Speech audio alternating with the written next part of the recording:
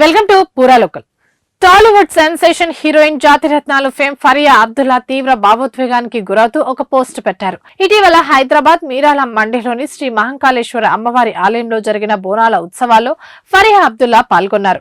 సాంప్రదాయ దుస్తుల్లో బోనం ఎత్తుకుని డప్పు చప్పులకు అనుగుణంగా ఆమె చేసిన నృత్యం సోషల్ మీడియాలో విపరీతంగా వైరల్ అవుతోంది.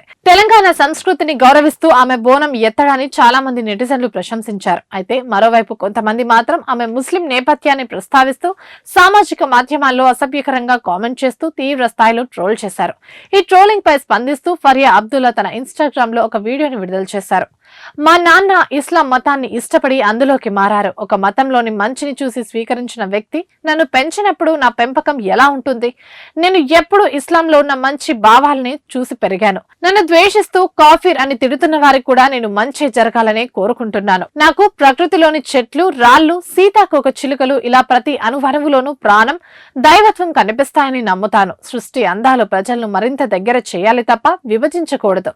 మనుషుల మధ్య విభేదాల కంటే దైవత్వం, ప్రకృతి, ప్రేమే ముఖ్యమని ఫరియా చెప్పిన మాటలు ఇప్పుడు సోషల్ మీడియాలో వైరల్ అవుతున్నాయి. పలువురు అభిమానులు, నెటిజన్లు ఆమెకు మద్దతుగా నిలుస్తున్నారు. ఇవి ఇప్పటి వరకు నా అప్డేట్స్. మరిన్ని అప్డేట్స్ కోసం చూస్తూనే ఉండండి పూరా లోకల్.